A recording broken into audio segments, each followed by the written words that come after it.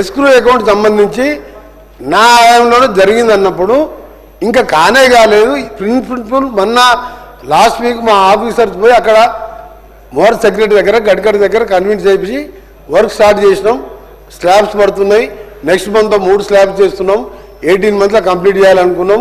నేను ఎన్నిసార్లు పోయినో పేపర్లు వేసుకొని ఇవన్నీ వేసుకుని మేము ఆ వర్క్స్ నడుస్తున్నది. ఎస్క్రూ అకౌంట్ ఆయాంలో జరిగింది అన్నాడు.